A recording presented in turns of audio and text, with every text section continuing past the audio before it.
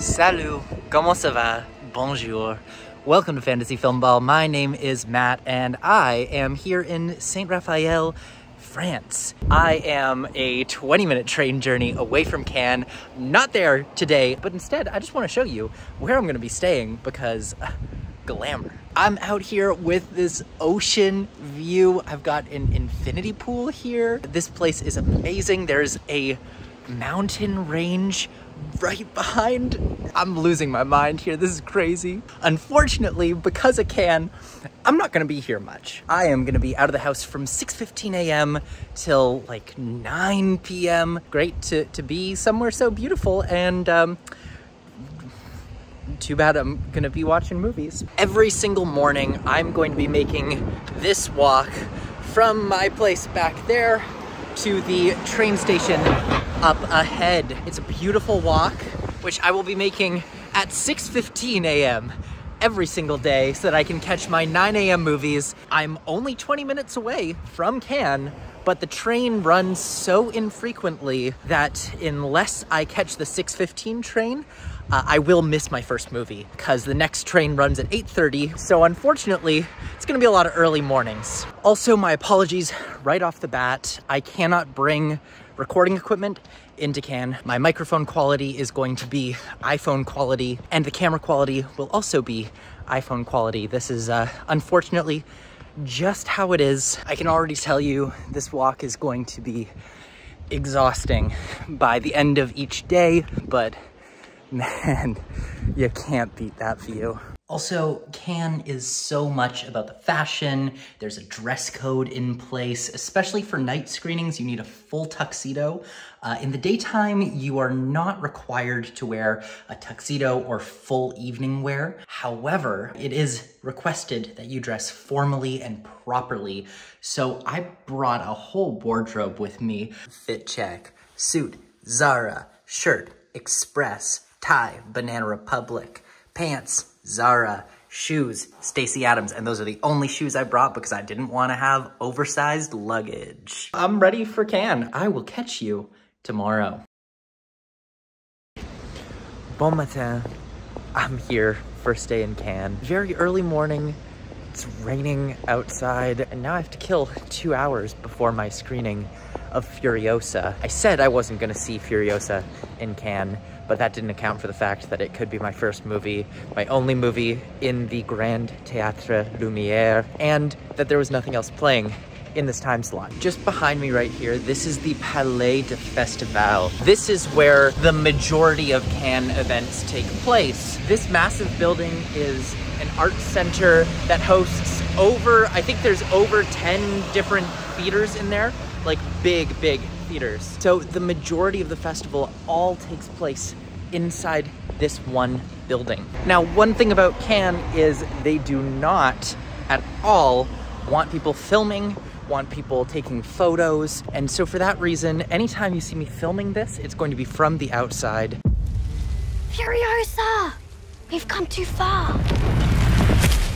So I just got out of Furiosa, a Mad Max saga. What a film, oh my God. This one is very different from Mad Max Fury Road. That film was so unique and fresh in the way that it was just entirely action. It was one huge, long chase scene. Whereas Furiosa, Mad Max saga, it's much closer to something like The Good, the Bad, and the Ugly, or Once Upon a Time in the West. It is just packed with these amazing action sequences and really great character development for Anya Taylor-Joy's Furiosa, as well as Chris Hemsworth's finest moment by far. Honestly, this is one of my favorite villain performances that I've seen in a very long time. I just loved Furiosa.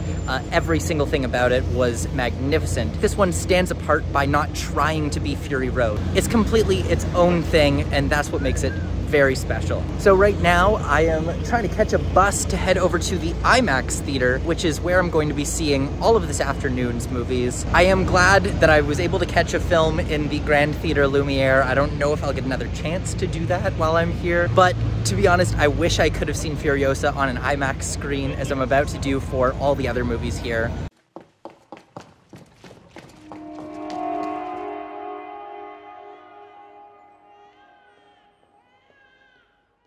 I just got out of The Girl with the Needle. First thing I gotta say is this film looks and sounds stunning.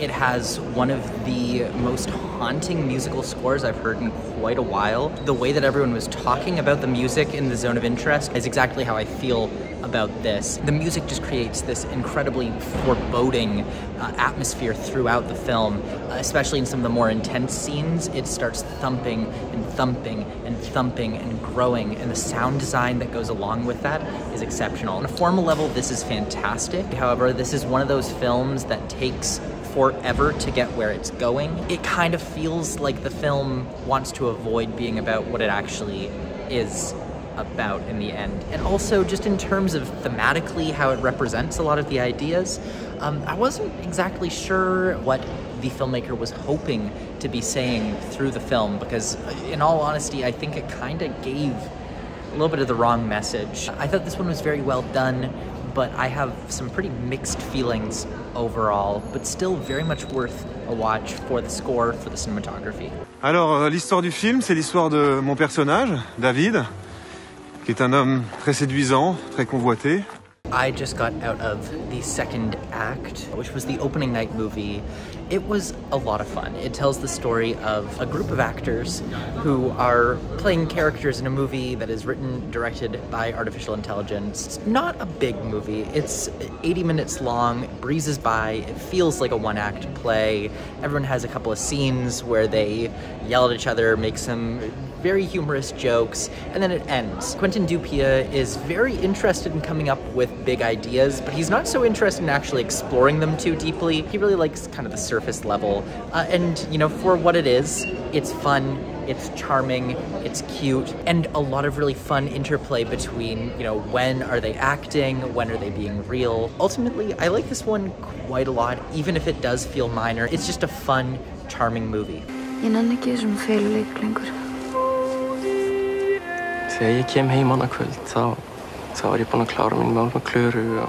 When the Light Breaks. This is an Icelandic film. It opened the Unsettenregard category. It tells the story of a young woman whose partner is killed in a freak accident. Thing is, he was actually dating someone else, and so in her grief and having to come to terms with her pain, she also can't express her pain of losing someone that she loved because his real girlfriend is now there for the funeral, and so she has to bottle up all of her feelings. I will start with some things that I really liked about it. It had a very nice use of music. It used a really cool Johan Johansson song. It was also very nicely shot on 16mm. I also would say that the casting was pretty good overall, but it was just another film about grief. We've seen so many films exactly like it. Some of the elements were definitely well done, but a lot of it just left me thinking there's 10 better versions of this movie at the festival right now, so definitely not my favorite one. One other thing I'll say, at the Cannes IMAX, an interesting feature. I didn't know how they were going to do multiple subtitles, because obviously Cannes is in France. All screenings are subtitled in French and English. There is a second screen below the screen. Now this becomes a problem when you've got someone tall in front of you, because then you can't read part of the English subtitles. So I was craning my head constantly. Earlier today, it didn't bother me at all, but this showing, it really, really bothered me. Ultimately, what I'll say about the Cineum at Cannes, the problem that I have with this theater right now is that not only is it really far away, it's also got pretty bad Wi-Fi. It's very hard to connect to anything here, and it feels really disconnected from the rest of the festival. The problem is that it's really hard to get tickets over at the main place, and so I feel like I'm kind of just resigned to be here. The bright side is I still get to see the movies, I still get to talk about the movies, and it's easy to get the tickets, but I feel like I'm missing out on the main festival. And so mostly I feel like my exposure to the festival is going to be the beginning of the day and the end of the day, coming into Cannes and leaving Cannes. And so that's just how it is, I guess. But one last movie for today, I'm gonna be seeing Wild Diamond.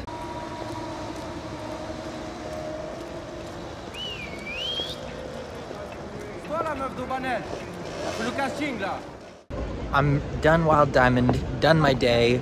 I'm back near the Palais. While I walk around let me talk about Wild Diamond a little bit. This film is directed by Agathe Riedinger. She's a first-time filmmaker in competition, which is always a very big deal. Wild Diamond follows an influencer who feels like her life will change for the better if she is selected to go on a reality TV show, and her dream seems to be so close to coming true. The film kind of follows her in a bit of a slice of life fashion, in a very naturalistic way, very similar to films like Rosetta by the Dardenne brothers, or any of Andrea Arnold's films, specifically American Honey. It's beautifully shot in this nice 4:3 aspect ratio. Some great lighting design. You can tell that Riedinger has a background in music videos and commercials. The film looks really flashy, but tells this very naturalistic story. It's a very interesting clash of the visual style with the way that the film's telling the story. And the lead performance is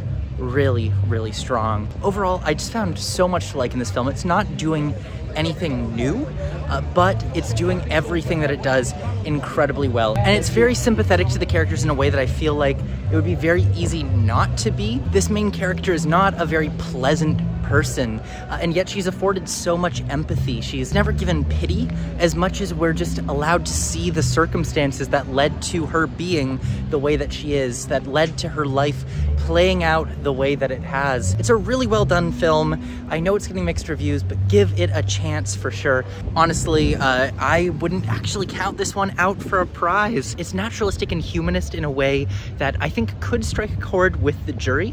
As well, it is a bit of a Me Too film. I feel like that could inform some of the jury decisions as well. Anyways, that's it for me for today. I am gonna go catch a train now, and I will catch you guys tomorrow.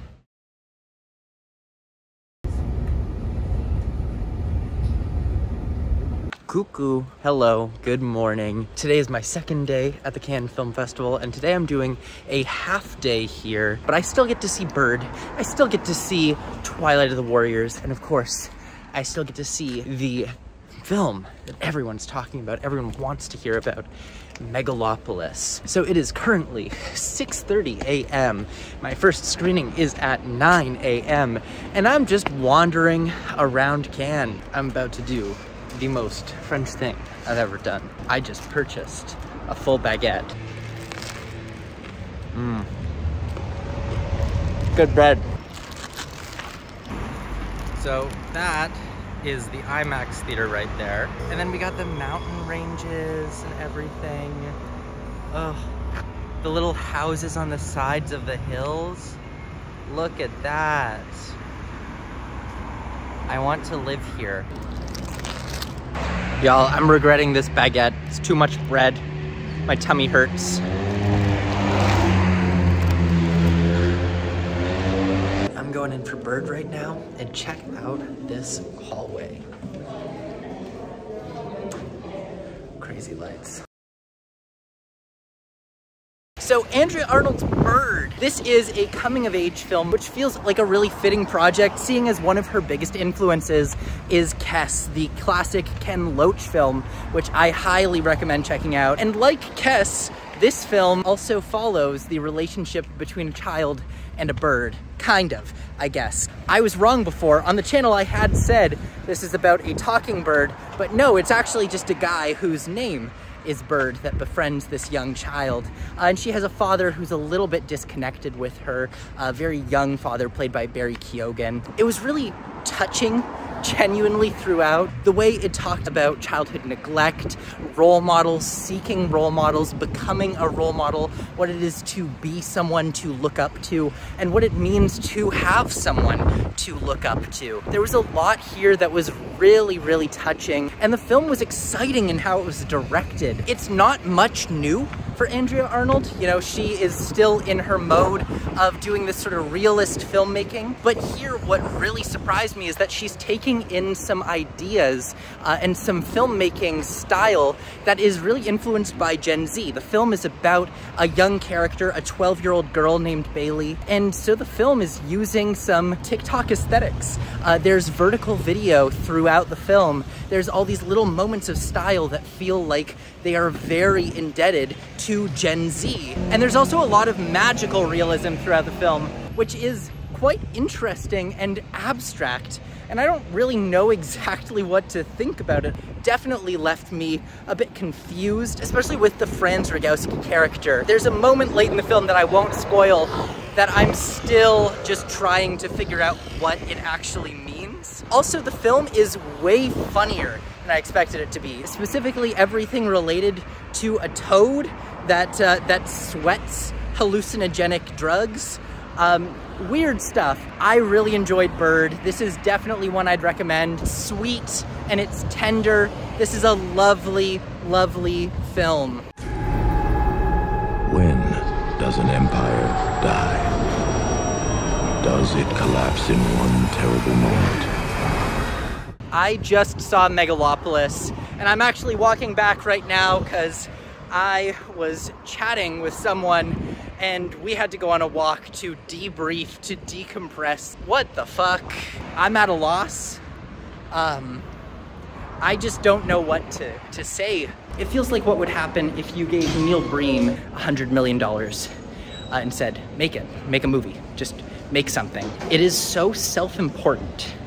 And yet so ridiculous, and it offers nothing new. Having read a draft of the script from the 80s, I had some pretty big expectations for this movie. I thought that the script was actually very strong, and there was a lot of elements that I really liked to it, a lot of themes that I really liked. And this film just felt like it didn't know what it wanted to say. It couldn't narrow in on one theme in particular, and so it just felt like a mess all over the place. The aesthetics of the film, it looked like a Spy Kids era Robert Rodriguez movie.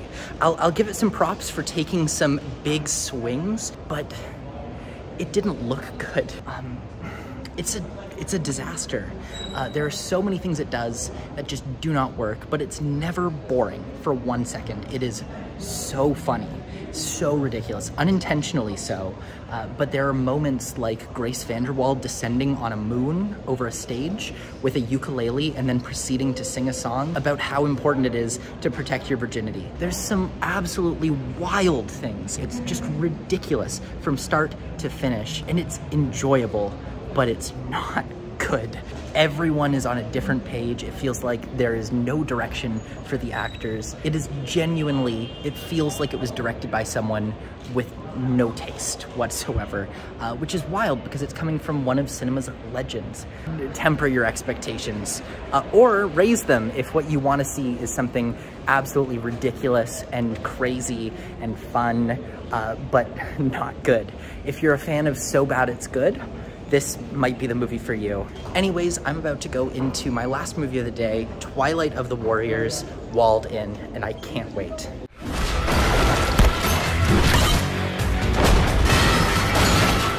I just saw Twilight of the Warriors, Walled In. This is a Chinese action movie set in the Hong Kong walled city that was torn down in the 90s. It is just absolutely balls to the wall, high octane, incredible action sequences the entire way through. I'd heard this film compared to both The Raid Redemption beforehand, as well as Mad Max Fury Road. And I think both of those are true in their own way. This just hits on all cylinders with this constant, incredible choreography. The stunts are amazing, and every fight feels like it's reinventing itself in the new tricks that are pulled, the new stunts. If you're a fan of action movies at all, Twilight of the Warriors is a must see. Now, the plot definitely is not as strong. This is often a feature of wuxia films, of kung fu movies. The plot is so-so, and sometimes just a little bit